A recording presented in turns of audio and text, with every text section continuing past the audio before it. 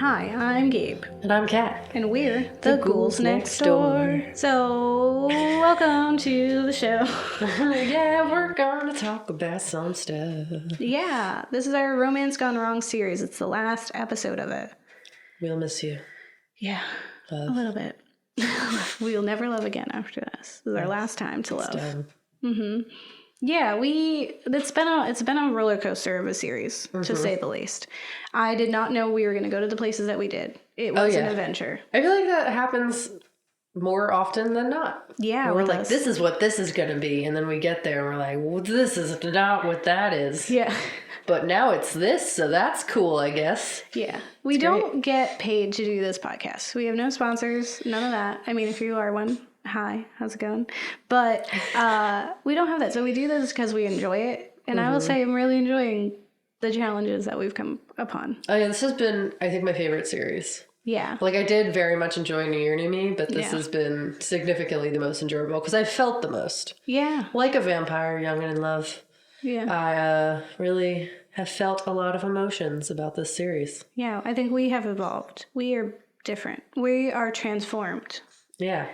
Like monsters. Like that, and then also New Year, New Us. Yeah. They all come full circle. Look at me now. I hope you're enjoying it. And today we are talking, because we're ending it out. The last week we were talking about vampires and how they are like this epitome of love for monsters, right? Yeah. But there are other monsters to love.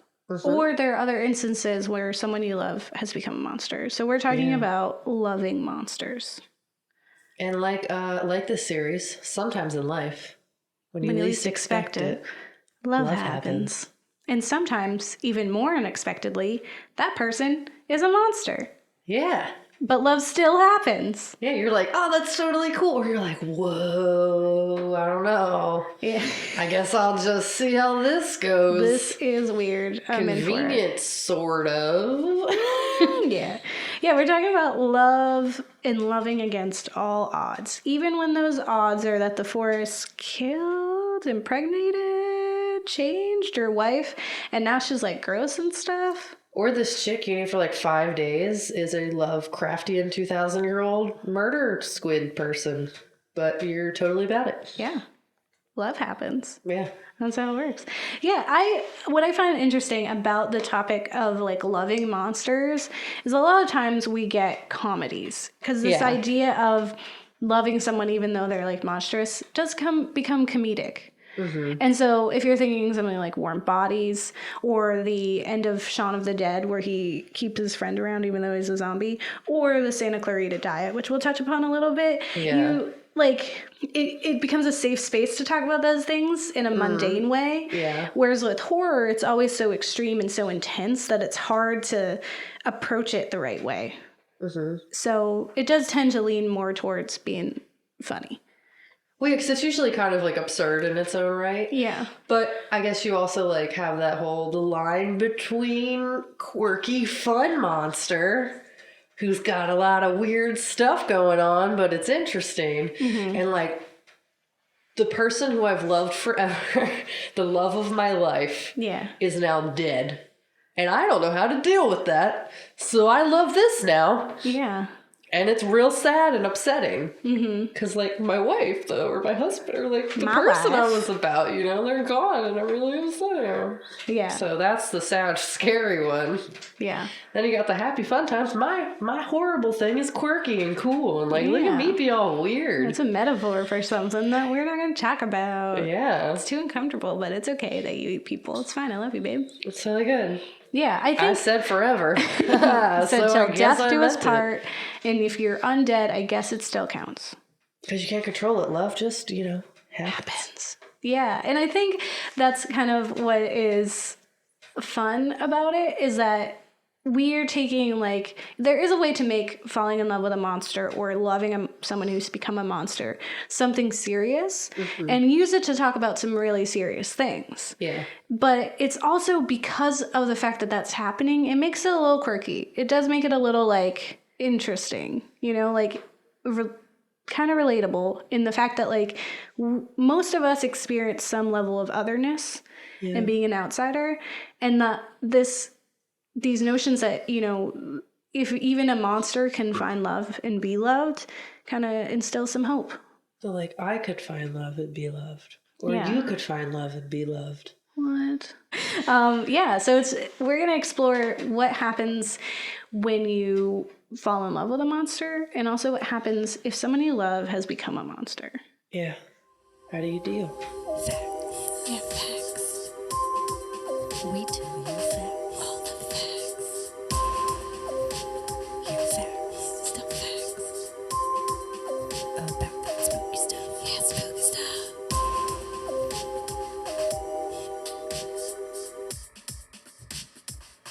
All right, so I'm going to tell you about fall in love with monsters, because there's a lot of history, Good. especially in film, with monsters in love, and it's evolved. And I would like to say that currently we're at a place where we can look at media and understand that it's trying to say something. And even if people didn't know that they were saying something previously, they were. Because that's just what happens when you create things and you live and exist in a time. You know, like you're going to be impacted by the world around you. And you're going to create literature and film that is a representation of the world that you live in. Yeah, I mean, I honestly very much appreciate the people who, like, own up to the fact that they weren't trying to do that. And they're just like, oh, that's really cool. And so the people who were like, no, yeah, that's what I meant. Look how profound and great I am. Diablo coding. Where they're like, oops, I totally wasn't trying to do that, but that's so cool that, like, these people got all that really interesting and, like, depth to this thing that I made because I wanted to make it and I love what I'm doing. Whoa. Anna Lilia Moore. Yeah, exactly. Two different films. Yeah. So we're talking about when you fall in love with a monster and the fact that this means something. So monsters in horror tend to serve as the other, or even in films, they are an other, right? They're the representation of an alluring, strange person who promises excitement, danger, and confusing emotions.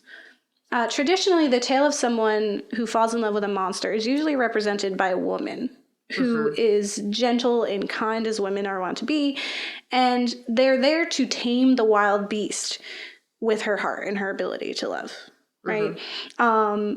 If you see like King Kong or Beauty and the Beast, you're getting the transformative power of empathy, which is as told by Maria Tartar, who explains the importance of learning empathy and humanity in fairy tales. Yeah. And you have to have this like pure, wholesome, good human woman to teach a monster that.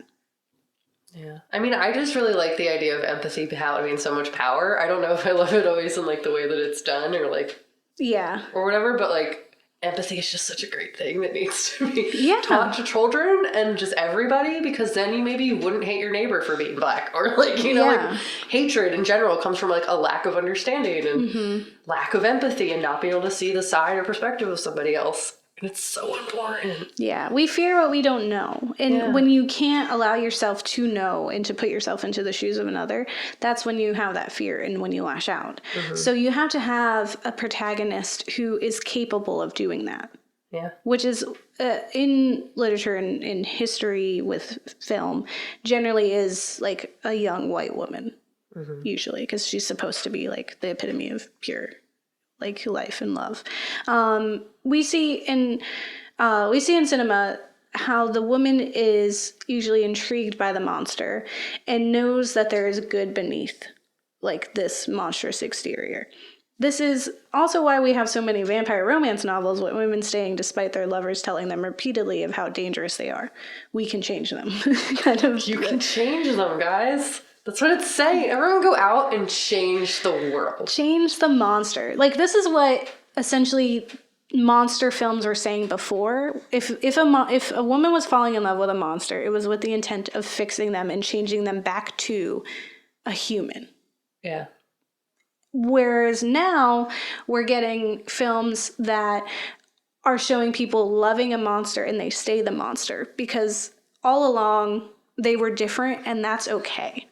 Yeah, like they aren't actually a monster. Lots of people see them as that way, but now there's a sense of empathy and understanding that like, no, like they're still beautiful. Yeah. The way that they are. And I see that and I'm in love now and it's great. Yeah. Look at me understand other things that are not like everything I saw growing up. Yeah. Cool. Well, but like back in the day when you had these films, you would have these women who are soft and nurturing, and their purity juxtaposed the brutality of these beasts. Their purpose was to tame them. And historically in cinema, this has always been a loose metaphor for like racism or homophobia, or just like a misunderstanding with another being, someone who is different from you, right? It's essentially xenophobia in some way.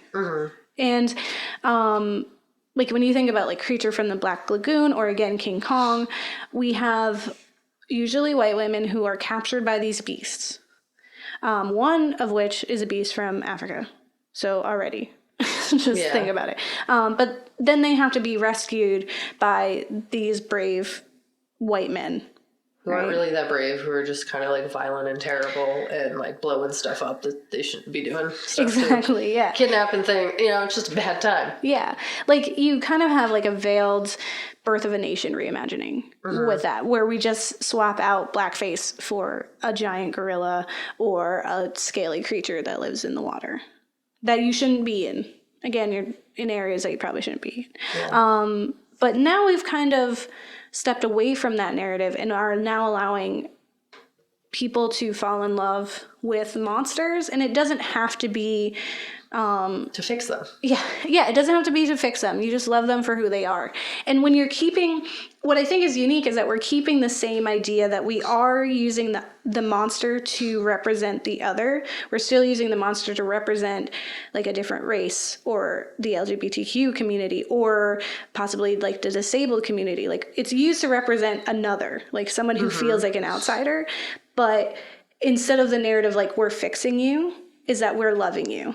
For who you are. The idea that like you also have that in your soul, that like you don't feel loved or you don't feel like you're being accepted or all that fun stuff, and that like that's like the base human need is to like feel loved and be loved and have it not be like an issue. Like you got to change for it. You shouldn't have to change the person you're with. You should not have to fix them. Yeah, and usually the protagonists in these new films generally again are women, and it's because instead of it being that we're pure and we can like understand because we're open with our emotions, it's that women can understand and empathize with the fact of being an other and being an outcast and being misunderstood and taken advantage of. Because historically, that's just what's happening.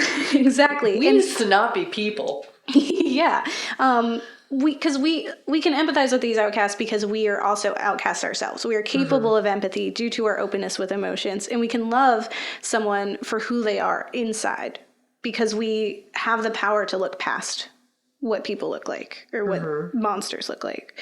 So when you take something like Shape of Water, contrasted against Creature from the Black Lagoon, Creature from the Black Lagoon was like, oh no, there's this monster, it's taking women away, right? In Shape of Water, we have a woman who's falling in love with a monster because she also is someone who can relate to that. She falls in love with the creature because she understands his otherness. She is mute and has felt like an outcast her entire life. There's a quote in there that's really beautiful where she signs to her friend, when he looks at me, he doesn't see how I am incomplete. So beautiful. It really is, right? And it's because he just sees her because he's different. He doesn't know what people are all supposed to look like. He's seen 3 people maybe. One is the actual monster of the story, which is the white man who's like abusing him, right? And then he sees her and she's kind and she's beautiful and she brings him eggs and she takes care of him and they have this connection. And later you find out that she really is other. She is very different. But just on like the basis of the fact that she has been discriminated against. So you have someone who is differently abled, who has been treated as such, now identifying with someone who is also like cast aside and seen as different. Yeah. So when women fall in love with monsters, they are falling in love essentially with a mirror, right? A reflection they see of themselves, which is a monster as well. They're misunderstood and alone. And one of my favorite quotes from Junot Diaz compares our being the Latinx community's lack of representation on the screen as having ingrained in us a feeling of otherness, that we're out of the norm and that we are a monster. Yeah, because you don't see a lot in films and stuff like that, so it's like the perception of what is beautiful is not what you're seeing, so there's just like that natural, like, where are we? Yeah. Where are me? Where's me? Yeah, so this is his quote, which I think is one of the best quotes ever. He says, you guys know about vampires. You know, vampires have no reflections in a mirror. There's this idea that monsters don't have reflections in a mirror, and what what I've always thought isn't that monsters don't have reflections in a mirror. It's that if you want to make a human being into a monster, deny them at the cultural level any reflection of themselves. And growing up, I felt like a monster in some ways. I didn't see myself reflected at all. I was like, yo, is this something wrong with me? That the whole society seems to think that people like me don't exist. And part of what inspired me was this deep desire that before I died, I would make a couple of mirrors. That I would make some mirrors so that kids like me might see themselves reflected back and might not feel so monstrous for it. Which is a very beautiful quote. Yeah, and it's one of the quotes that, like, me personally, that has spoken to me as a creator of media, that, like, made me, like, understand why I always kind of felt like another. Like, because when you grow up with that lens of, like, not seeing yourself represented on a screen, you do feel kind of like a monster. Like, what is wrong with me that I can't be the heroine of the story, that I can't be the romantic interest, that I have to be the quirky, spicy Latina friend who is just there to support our main character on a journey. Yeah. So when you have that otherness and then you're confronted with someone who's very, very blatantly another, there's going to be an understanding there. And that understanding allows you to love them without any of, like, the weirdness of wanting to change them. Because you know what it means to also want to be loved for who you are. Like, it might be in a world that's, like, always trying to change you. Exactly. Yeah. So it takes this very, very simplistic idea of, I just want to be loved for who I am, which is just a person of a different color than is seen as the big beauty of the world, and puts it on this bigger scale of, like, but what if I had scales? Like, I also want to be loved if I have scales. So today we're going to explore two films in which the men are confronted by monsters, and how they cope is very interesting. Because for sure. It's different, but it's cool. Yeah, it's very different. It's interesting in that in order to shape a narrative around the monster love stories, we kind of need to reverse the gender normatives for these white men. Because both of our protagonists are white men in this. Yeah. And we find that in both films, we're going to talk about how they're shown to be a little more feminine in their, like, demeanors and, like, the actions that they take, their personalities, which allow them to properly appreciate the women in the story. Yeah, they are more empathetic because of these factors. Yeah, and it's kind of sad that they have to, like, we have to change them because they can't be a traditional, like, male protagonist. Well, you can't have a brutish Gaston, like, Beauty and the Beast time. Yeah. You have to have, like, a more sensitive, more, I'm not going out hunting and killing all these big things and the talk of the town. I'm this, like, nice, sensitive guy who's, like, here and he's, I don't know how to fish, but, like, I'm going to try because I love you. Yeah. He's like when you're even thinking about the main character guy from Corpse Bride, right? Like, he's like this, like, squirrely little kind of shell of a man, and because of that he's able to fall in love with a literal corpse. Right? If he was, like, the big burly man who's, like, super handsome and can get whatever he wants, there's no way he would be put into the predicament of being able to fall in love with a corpse bride. So we have to, like, take them away and put them in a position and make them a person that is susceptible to feeling otherness and to feel society empathy. Doesn't let the big burly strong man have emotions. Yeah, you're not allowed. You're not allowed. You have to be, like, a little feminine to do it, or just a little different. So by making them that way, they can now see these women for who they are and fight for them because they've opened themselves to it. Yeah. Which is interesting, you know, that we have these films that traditionally had women as the protagonist, and to see how we have to kind of change it for a male to be a protagonist is kind of cool, but also a little sad, and just speaks to the fact that toxic masculinity in the world is affecting us in that way. But it's just really interesting. Yeah. Because you have the whole falling in love with somebody who's already a monster. And there's a lot of layers there. And I think it's somewhat easier to fall in love with somebody who is already a monster, because that's a part of their personality. You're meeting them and you're like, oh, you're pretty cool, but I'm not engraved in, like, who you are yet. Yeah. And then as you're getting to know them, you find out, like, oh, fun fact, I have a bunch of tentacles that sometimes come out if I don't take my medicine that is blood of babies or animals or something. You know what I'm saying? Oh my gosh. I get a little weird.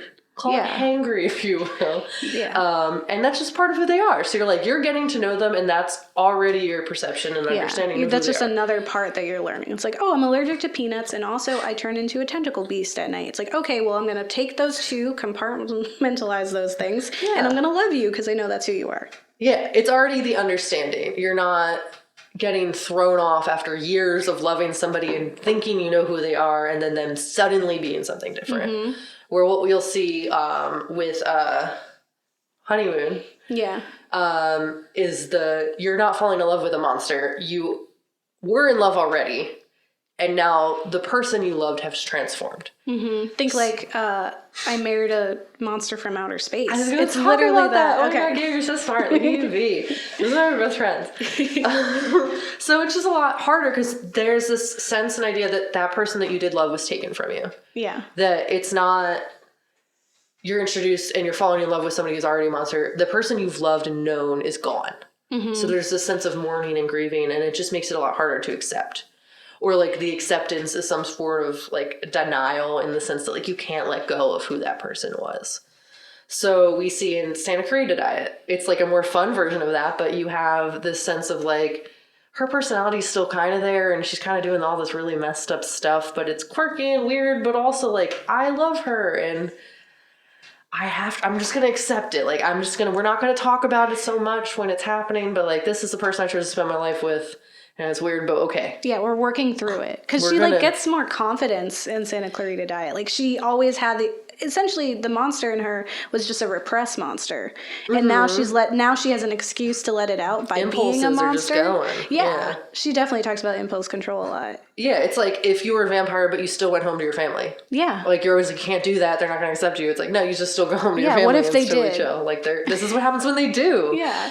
It's okay. I'm going to stay. My family's broken, but it's still good. They stay. Yeah. So, you see kind of like, it's the idea that what the person's going through, you're helping them through it, like an illness or a rough period or some sort of like change in personality that's triggered by something, with the hope and expectation that through doing that, you'll be able to bring that person back, or that who they were still exists in some way.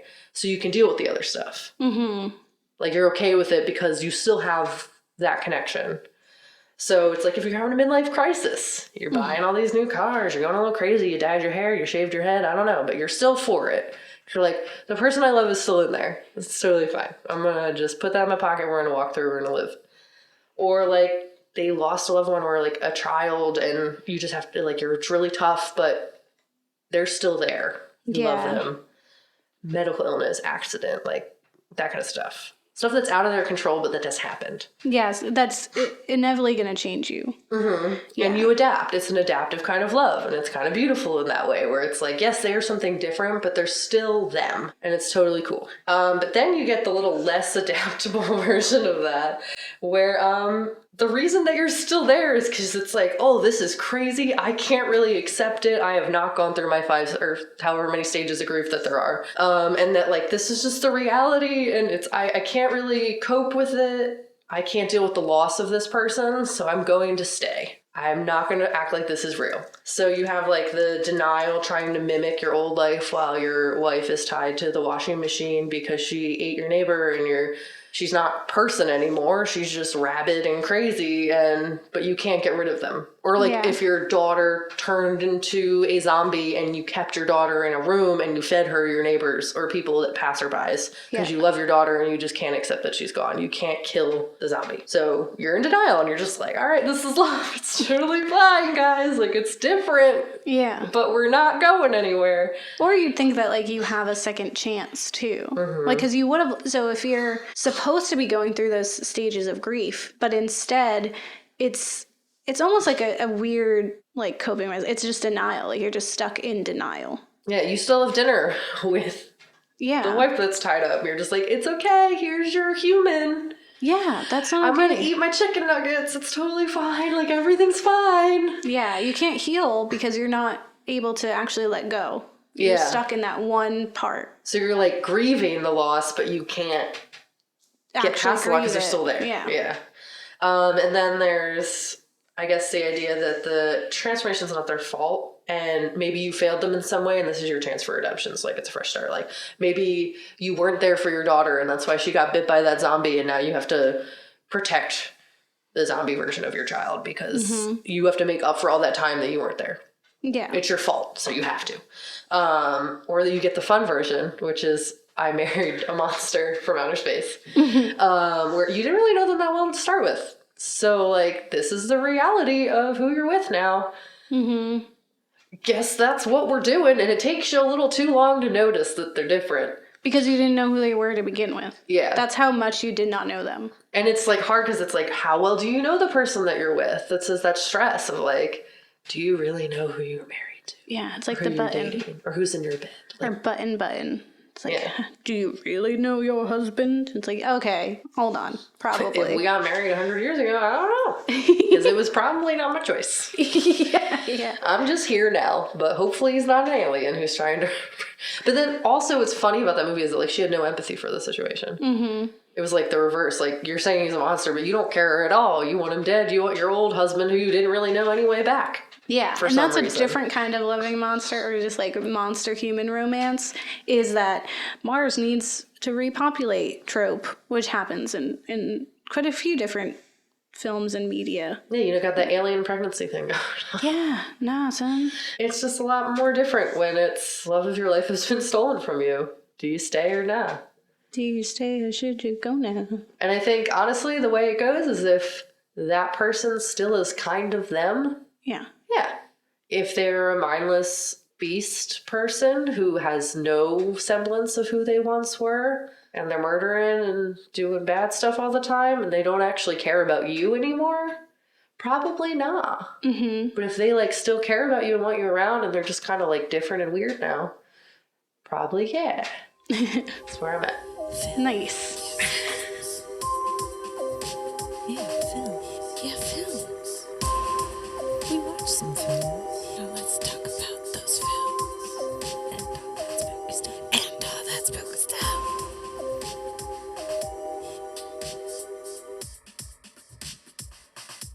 Love in the Time of Monsters. Yeah. So we watched some things, as we are want to do. Yeah. We watched... Their eyes. Yeah. Watch them. So we watched Spring, Which was great. Mm-hmm. It was really good. and we watched Honeymoon. Spring, I felt like, made me feel the same way I felt about Only Lovers Left Alive, where it was Yeah. like, oh, okay, this is going to be whatever. And then I really, really loved it. It was beautiful. Yeah, because it was, like, cute but creepy, but also like, oh, this It was happened. pretty sweet. Love happens, guys, when you did. least expect it. Like, really quick, too. yeah, 5 days. Yeah. So we watched Spring. So Spring is about a young man in a personal tailspin who flees from the U.S. to Italy, where he sparks up a romance with a woman harboring a dark, primordial secret. And this is directed by Justin Benson and Aaron Moorhead, who have done other kind of interesting horror films Yeah. where it's more cerebral in the horror aspect, like it's more like thought-provoking and less like, look at this gross stuff. Like, and there's gross stuff in here, Yeah. but it's still like, that still seems kind of passive. Like, it just seems like Just a like, look at all this necessary part. science and love and Yeah. like, I've been alive for 2,000 years. Yeah. Yeah. Like, Yeah. so what I found Spring to be, it's essentially the film Before Sunrise, but with a Lovecraftian monster in it. Which we're just totally for. Yeah. The tagline for it is Love is a Monster, which I thought was really cute. And It it is cute. is. If you're in it, it's a monster. Yeah, it's just like Before Sunrise in that, like, you have this, like, American guy, and over, like, a very short time period, love is established with this, like, alluring woman from another country. When you're looking at that, it's just kind of, like, cute. And then there's this whole other, like, crazy, like, science aspect to it, which is You're very like, cool. whoa, what's happening to her legs? Ooh, I don't know about this. This is weird. It's super weird. It starts really subtle of just like, oh, her eye looks weird. Oh, her skin's a little scaly. Oh, this. And she's like injecting herself with stuff. And you're like, what's happening? It's probably fine. It's really cool. Yeah, there's lots of spoilers this episode, guys. I do recommend watching it. You definitely should. And yeah, even if it's you good. know, because like I knew she was a monster, because if you read anything about it, it's like she's a monster. But it's still so nice. It's so fun. Yeah, it's a good time. Yeah. It's really sweet. It's just like, why are you so about me, guy? Like, this is Yeah. probably not a good time. We've known you like 5 days, but like, you love me. That's cool. Exactly. Like, and that's one of the things too, is like, spoilers. So she is a, I don't know, is it centuries? Yeah, because it was, she was there for, 2,000 years. Yeah. So she's 2,000 years old. Yeah. So she is 2,000 years old, and she is immortal because she, every 20 years, which is not a long time to have to do this. Like, That's really do annoying. It's, Every 20 years, she essentially gets knocked up and then gives birth to herself. Yeah, mixed with whoever it she was. is. Yeah, because that's what babies are. Yeah. So she's essentially like her, she's like her great own daughter. It's weird. Yeah. I'll let you just like sit in that for a minute. So the thing is, if she doesn't give birth to herself, she can stay the version that she is now, but that means she gives up her immortality. Yeah. So there's this part where, and it's that cliche of like, if she experiences love, and they put this whole science aspect to it, which was kind of cute, but the gist of it is that if she falls in love, then she can stay who she is, and then she's giving up her immortality. And at one point she says to him, she's like, I'm not going to give up immortality for a guy I met a few days ago. Yeah. Which is so real. But again, this is before sunrise, so we, in that short amount of time of like a week, do find love, which is super cool. When you least expect it, it just happens. It does, especially in this. So Justin Benson and Aaron Moorhead, who are the directors of this, claim they wrote the film as a counterpoint to Anne Rice's The Vampire Chronicles, which is Interview with a Vampire, in that it's about a creature who actually enjoys its strange condition. So unlike the brooding vampires that are loathsome and hate themselves, and even unlike Adam, who, I guess he didn't hate himself, but he just hated being alive forever. Yeah. Right? We have a monster who is appreciative of what they are, and to some degree, and also intrigued. Like, she wants to learn. Yeah, she wants to, like, know why. Like, it's not so much... She was saying even about vampires, it's like... They thought people were vampires because of this, like, medical condition that they later were able to figure out what it was. So she was, like, hoping to eventually figure out what she was and why. Yeah. And, like, in the 2,000 years that she had existed, that she had not been given that opportunity yet. Yeah, and she's just waiting, which is, I think is really cool. Like, they took this very supernatural thing, and she's making it, she's trying to justify it with, like, pseudoscience, like, evolution and stuff. And it's super interesting. And the fact that she's, like, understanding that the world develops at this one pace, and that she's just willing to like wait it out and find out. Yeah. And knows that like the world is going to change and the knowledge will come. It's just a matter of time, which is super cool. Yeah, it's like the inevitability of like self-acceptance and understanding who you are. Yeah. Which is nice. Yeah, usually everyone hopes. Usually in these stories we have a boy who's the beast, but in this one we're given a female beast who's trying to solve her own life. Yeah. Evan pursues her, and in the beginning of their relationship, Louise attempts to bring him home for a nameless one-night stand. Mm-hmm. But Evan refuses this and said he wants something more, which is like, this is where we have that swap. Right? Yeah, where you're like, that's not masculine. Yeah. And it's like, it can be. Yeah, and rude. It's even just different from the falling in love with a monster trope, too. Mm-hmm. But it's like, he... like approaches her at the bar and she's like, come home with me. And he's just like, no, you might be a stalker. You might kill me. Like he is aware of like danger, which again, men feel like they're invincible and there's no way that anything can hurt them. So you're saying I could have sex this one time and you're not like, I'm not even going to think that murder could happen. I'm just going to go. I'm just thinking sex. Yeah. And in this, it's funny that he is like, no, I don't want that. Yeah. And, then she's eventually, like, I'm intrigued. Yeah, and then she's pursued, which is cool. Yeah, it was nice. They had a cool, cute little like meet cutes and like doing stuff. I was like, oh, you like care, even though like, why do you care? But like, it's kind of nice. Yeah, and as far as like horror movies go, it's horror in that there's some really graphic, gross things happening because she's like an animal in ways. Yeah, but it really wasn't like scary in a traditional sense of like it spooked you. Yeah, there was like 1 or 2 seconds where it's like, ooh, but then it was like totally fine again. Yeah. Like, all right, cool. Like, we cool. There's definitely some violence. A penis is eaten off of a body. Oh, yeah, but you don't see that. You see after the fact. Yeah, and it's like this gross man who's like trying to assault this woman who seems totally not okay. Yeah, it's gross. And he's American, of course. I think another thing about it was that like Only Lovers Left Alive, you have these supernatural elements, but it really is just like a catalyst, and the it just gives us the opportunity to talk about bigger things. Yeah. And it's not just like, I'm a vampire, let's talk about vampires. And in this, it's like, I'm a monster, let's talk about monsters. It's like, let's talk about science, let's talk about evolution, let's talk about what love is. It's a chemical. Something worth dying for. Yeah. And then even like kind of talks about like the beauty of being mortal as well. Yeah. So like in his ability is his attempt to keep her as who she is and with him, essentially giving up her mortality to be with him, because he tells her like, I think you could be the love of my life. And it's like, okay, you think. And he's like, why aren't you in love with me after a day? And there's then he like talks about like what's nice about being mortal and like the appreciation you have for life from that is like, yeah, you and could die. It's beautiful. It makes things more meaningful. Yeah, it's not just another mundane day. Yeah, because you don't have forever. You have to make it count. Yeah, every second. One of the quotes I really enjoyed was that he says, "Every cold makes you appreciate every moment you were well," which is like, when you think about it in a broader sense, even it's like every time you experience something really sad and tragic, it also allows you to appreciate the times when you were not sad and there was not tragedy, right? You can better appreciate that because your life is so like small, right? Yeah. Where if you have like forever, everything becomes kind of meaningless and nothing holds as much strength and like impact to you.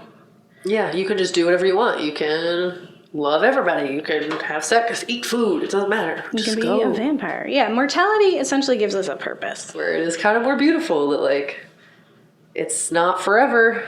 Everything kind of does mean more. You're here. Yeah, and when you think about it, love kind of means more when you're mortal because you only have this amount of time. And if you decide to choose to live with one person for the rest of your very small life, that means something. That means something more than if you're like, I'm going to live forever. Let's get married for a little bit. Like, you know, it's like, I only have this amount of time. And I'm wasting it on you, essentially. Like, I am spending it all on you. Isn't all love just time well wasted? Yes, exactly. That's a song I wrote when I was, like, 17. I wrote those lyrics in the song. Because you were a little vampire. 17. Yeah. Aren't we all just considered time well wasted? Yeah. Yeah. Hopefully. Yeah. Hopefully you're not a waste of time. Yeah. Spring is great. I definitely recommend it. Highly recommend it. I want you to watch it. Yeah. And I don't know if we... Do we recommend the next one? I don't know. We'll get there. But we did watch another movie, Honeymoon, also from 2014. A newlywed couple finds their late country honeymoon descend into chaos after Paul finds B wandering and disoriented in the middle of the night within the forest. Yeah. So essentially you have people who know each other and have fallen deeply in love and are totally about it, transformed into like this very horrific... What has happened to my wife? I loved her. I knew her. We had this life together, and now she is hell of who she once was. Yeah. And it's really sad because it's like we had this really wonderful relationship. We got married. There was like a purpose, and like aliens happened. Spoilers. Yeah. Aliens happened, and instead of love happening, aliens happened, and a bunch of awful stuff. And now my wife's all different and acting all weird, and I'm really upset about it. Yes. It's very hard to accept this version of love. Like, he has this whole crisis where he's like, you smell like her, you taste like her, you have her toes, but you're not the woman I love. You're not her. Where is she? I'm upset. Yeah, like, this isn't the person that I married. Yeah. Who is it? It was like 5 days ago. Yeah. I married you and we were totally cool. Yeah. What happened, man? Yeah. There's a lot of theories. Yeah. That the director said, or writers was like, nah, that's not what it was about. But it was about aliens. It was just about aliens. But again, you don't always know what you're saying sometimes. Yeah. And so it definitely is like a Married Monster from Outer Space, where we get to explore the allegory of the rude surprises in store for people who think they know each other before joining hands in marriage. Yeah. You think you know your wife. Do you? Do you know your husband? Or is he an alien? It's like, no, they're both human, but then bad stuff happens. Yeah. And just like in Evan in Spring, we have to change our male protagonist so that he can be susceptible to the situation. And so Paul is like constantly emasculated by B in it. Mm-hmm. She knows how to fish. She's killed things with her own hands, like fish. She teases him about being afraid of things. And it's a really interesting change in dynamic. And honestly, it makes B's transformation into a fragile woman later that much more drastic. Or like you really notice Yeah. how different she is. When it's like the woman I loved who was strong and like she's like stabbing herself and like not knowing who you are. You don't have to make French toast. Yeah. Where's the coffee? You said you make coffee. I don't understand. Yeah. I have to take care of you and help you and save you and what? Yeah, she went from being someone who was very confident, who essentially, like, she had the hold of the relationship. Like, she chose this location. She wanted, like, he says, you wanted to get married, right? Like, she wanted the wedding. She essentially has like a lot of the control in the relationship and is very assertive. And to go from that to being someone who's very unsure and like insecure and like scared and paranoid, like constantly wanting to please him and like make him happy, which was like because she's trying to put up this illusion that she's okay. But it was more than that too. Yeah. It was like she had totally changed into this like different woman. I mean, it's interesting because it happened so soon after they're married. Yeah. Like that's a statement in and of itself of like, do you really know a person? Yeah. There's like this doubt where it's like, he thinks he so knows who she is and is so thrown off and like troubled by this. And then she's like, I know you, right? Like, this is what our life was. I loved you. Yeah. I wanted to get married. Like, terrified of like this reality that she's in. Yeah. But there's so many theories of why this is the way it is. So I know that there's one that she's pregnant. That's one. The one that I'm going to talk about though, which is my times, is one that is like she was pregnant, but then had an abortion, but then died during that. Like it was like a self-inflicted abortion that like got infected and she died before they actually had their wedding. So a theory on Reddit essentially says that this all happened right before they were about to go on their honeymoon and she died because she got pregnant and they weren't ready to have kids. And she essentially tried to like at home abort the baby without telling him. What this is saying that the reason she got so sick is because like she was like infected, recovering and infected, but then in this case dies before they go on their honeymoon. And then he's going on their honeymoon to like pretend that everything's going to be okay and that she's still there. Yeah. But then he kills himself because he can't live with the reality of what happened. Yeah. And that's him drowning himself in the lake. Yeah. I'm saying that's not what happened, but that's a theory that exists. Yeah. And there's also the theory that like just the idea of her getting pregnant is also a kind of representation because like their first like disagreement that they have in the film is when in the morning he says like you need to rest your womb and she's like such a weird thing to say. Yeah, she's like, why? I get we're married, but like we don't gotta have kids right away. That's weird. Chill out. And he's like, oh, it's because of like how great the sex was and blah blah blah. And it's like, okay, that's not the part of me that you had sex with. 1, 2, no. And she's like, I'm not ready to have kids and all this stuff. And the thing is, like with pregnancy and with him referring to it so soon, is kind of like she loses her autonomy. In a way, when you become like, essentially, you're just like, you married me just so we can have kids. Yeah, like, that's my role. That's my role in this. I'm no longer a person, and that's the first time we really see like a diminished B. Right? Yeah, that's the only time we see her insecure and uncomfortable. And this is like pre-incident, so that's like a big deal. Where you're just like, oh, why? Yeah. So then, if she is pregnant, right, she's losing herself. She transforms. She changes, and it could even kind of be like just a form of depression that comes with that. Mm-hmm. And then his whole theory initially, like when she comes back from the woods, is that like she was raped by this old family friend. Mm-hmm. And that's why like he's still like, I love you. Like I'm trying to help, but you have to let me help you. Like we have to go to the hospital. Like clearly something bad happened. Just tell me what happened. Like it'll be okay. You can tell me and we'll be okay. Yeah. And she's like, I can't tell you. I don't remember what happened. I'm traumatized. I don't know. I'm fine. Stop telling me I'm not fine. Yeah. And she's definitely, like, suffering from some, like, PTSD symptoms. Yeah. For sure. Like, I don't think she was intentionally trying to mislead him at all. I think she just, like, couldn't accept or grasp what had happened to her. It was just so traumatizing that, like, if this was, like, or, like, a metaphor for rape, that, like, it was so awful that she's not ready to talk about it, and like stop making her have to talk about it right away. Yeah. It's kind of like where she's at. Yeah. Or like, give me time. Like, I will talk to you about it, but I can't right now. Yeah. He definitely isn't letting her like work through her own stuff, and he confronts her a lot. And if she was raped and then therefore was pregnant too from that, her like forcibly trying to have an abortion like in the bathroom at some point also could be related to that, and her being like, get it out of me, like that. There's a lot of heavy things that are happening in there that can't just be just cause. Well, even though that's what they said it was. I'm telling you, you're wrong yourself. Again, just like Contracted, you're saying things even when you don't know you're saying things.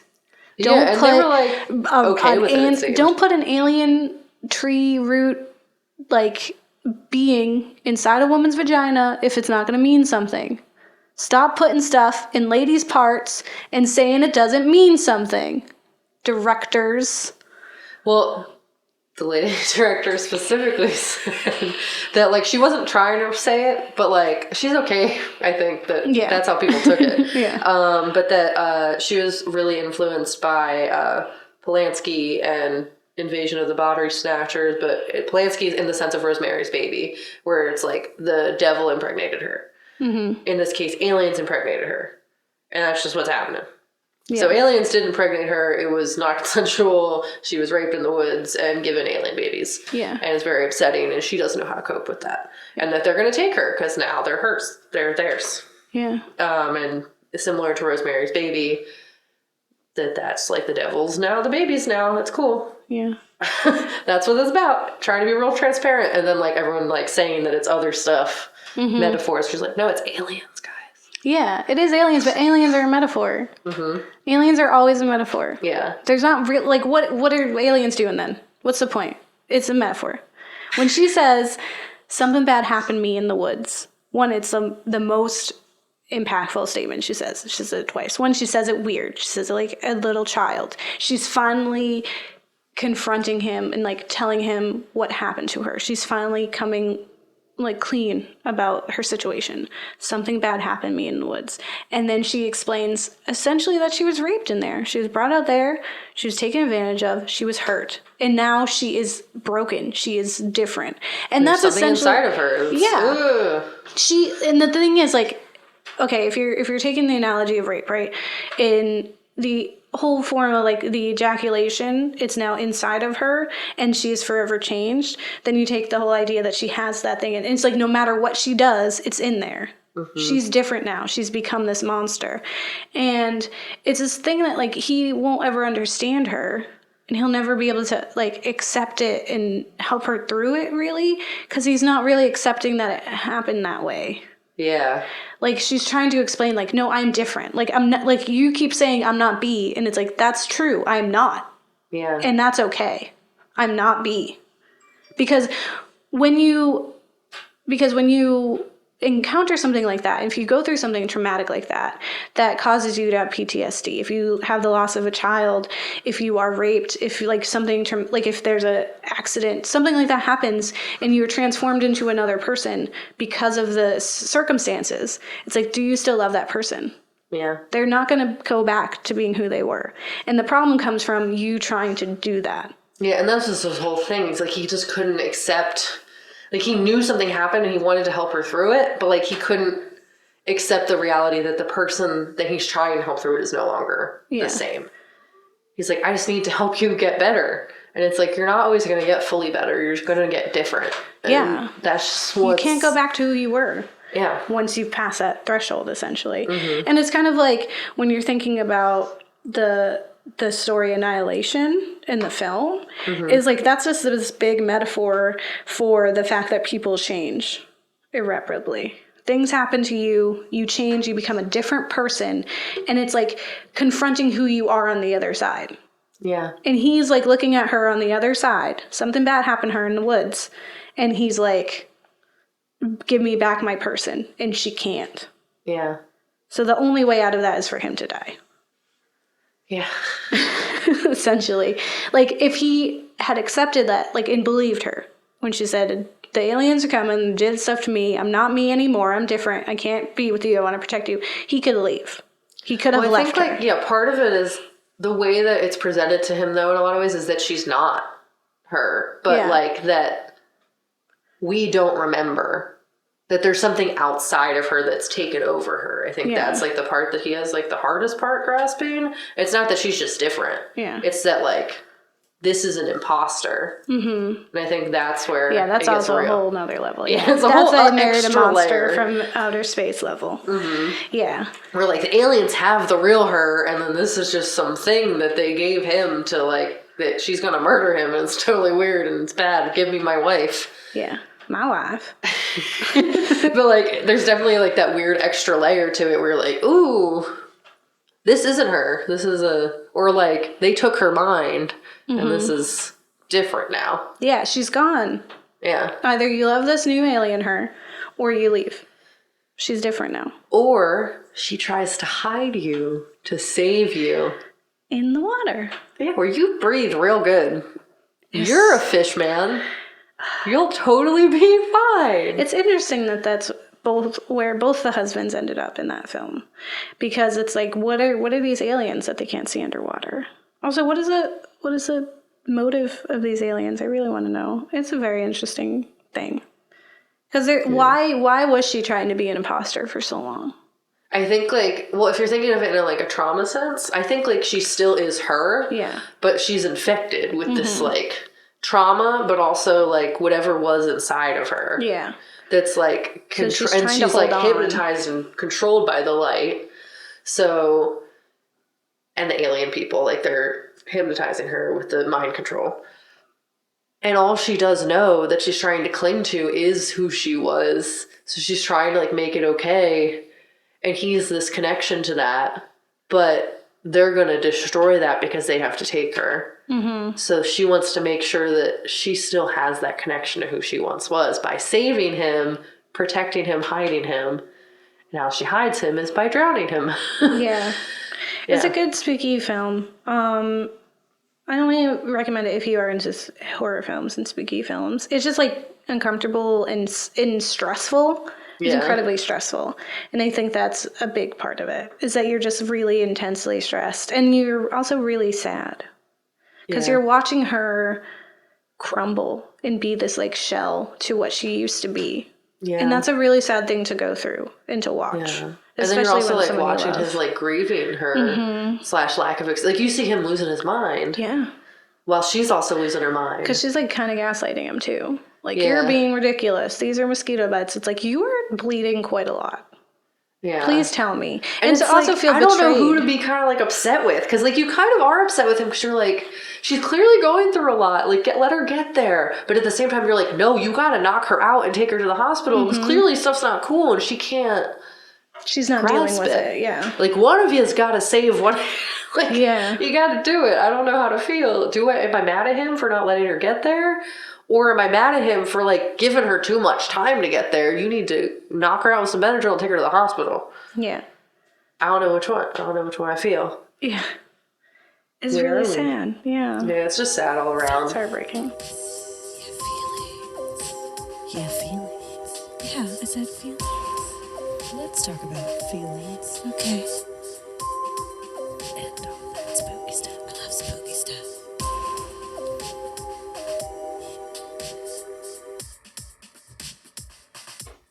All right.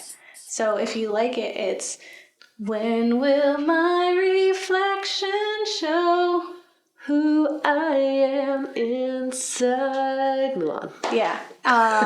Or if you don't like it, it's we don't remember.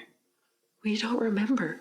That was so traumatic. There's like a scene and he's like asking her stuff. Why are you two? Yeah, he's asking her like about a thing and she goes, we don't remember. Which is clear that she's not just her. Something else is going on. Which is honestly one of the creepiest like sentences that has ever occurred in a film. Which is very alien-like. It's good. It's a good alien film. Yeah. Where it's like she's an imposter, but it's not her fault. Mm-hmm. Like she's just trying, man. I remember. He's like, why? Okay. So for this topic of falling in love with monsters, or loving monsters rather, because sometimes they're already a monster, sometimes they're becoming a monster. How you feel? When will my reflection show? That's what I'm about. Like, I just think it's like good to have empathy and just like see people. Yeah. I see you. See people. Yeah. Try harder. People aren't always going to be perfect. People aren't going to be what you expect. People are just people, or like, energy is just energy. Be nice. Yeah. Care. Try. Open your mind. Yeah. Well, think about how nice it is when you're seen, you know? Like when someone truly sees you, and allow that to drive you to then see people for who they are. And that is what empathy is, people. I just really like you. empathy, so I'm just for empathy. Yeah. Guys. Absolutely. For it. Yeah, and I think the new way that we're approaching loving monsters is awesome. And I love that we took the old tropes and the old metaphors and we turned them on their head, and we have now made it positive. We have acknowledged that yes, people are different, yes, things are different, and now we can allow ourselves to love people for being people. Love is love. Yeah, I mean, I'm just really happy we got past the whole you gotta fix somebody. Yeah. Like that loving somebody is fixing them. It's like, no, loving somebody is accepting them. Yeah. Whether they're a monster to begin with, or someone you love is changed irreparably because of something that happened to them. Yeah, it's just acceptance and like trying to understand and caring. And even if you don't understand, just like understanding you don't understand and still loving them and trying. Yeah. Yeah. It's like being there. Yeah. Be an ally to the person you love. Yeah, understand that life is about change and that things are going to change and people are going to be different. We all walk different walks of life. And yeah, just appreciating that a person is a person and loving them. Yeah. What about for the media that we've analyzed? It was really interesting. I think I'm about it. Mm-hmm. I think there were parts that could have been better. Mm-hmm. But that's everything. Yeah. So I'm cool. Yeah, I really liked Spring. I like the flipping the narrative. Yeah. I liked how bizarre that film was. I loved the science aspects of it. I loved that we got to explore it. I love that she was this 2,000-year-old being that still was very personable and still very human. And that, like, you know, we get a trip down memory lane. We get to see, like, oh, my ex-boyfriend painted me like this and that. Like, she had a very simple life for living 2,000 years. Like, she hasn't done anything crazy. Yeah, like, she was an other, but, like, about the fact that she was an other. Yeah. And she was like, cool. This is just what life is. You exist, you do, you learn, you go, and hopefully I'll just, like, figure out who I am and, like, accept myself and love myself. Like, I'll know more about it. I'll know why. I really like that both Only Lovers Left Alive and this one explore immortality in a really great way of, like, as using it as an excuse to learn more. Yeah. And to, like, explore more and to, like, try to better the world despite the fact that people are moving at the pace that they're moving. Yeah. I think that's beautiful. Yeah, that's cool. And Honeymoon, I enjoyed. I watched it twice. It was, like, saying a lot, but, like, you weren't sure what it was saying exactly. So it was, like, it could be endless possibilities. Like immortality. Interesting. They were both so different. And they were both very different. Yeah. Which is, like, exactly like what we were talking about. Like, we were like, okay, let's talk about falling in love with monsters or loving monsters. And then we found that situation is twofold. It's finding someone who's already a monster, established, loving them. And it's finding someone you already loved who's now different. Yeah. So it's just, like, loving people for who they are. Even when that person changes a little bit. So, like, if something bad happens, like, so if your person that you're with, like, goes through a really traumatic event, still loving them, even though they're different now, like, it's gonna be different. And you either just actually did love them and want to help them get through it, or you don't. Yeah. Like, you were loving them because it was convenient. Yeah. Which one is it? So, that's cool. Yeah. And then, you know, there's also just, like, using otherness and showing that it can be loved. And let's put some more mirrors out there. Mm-hmm. Let's represent more people and more communities, and let's do it in a beneficial way, in a positive way that shows that everyone can be loved and can love. Or maybe get married. Yeah, maybe get married. Like, don't, but maybe. Don't get married, maybe do it.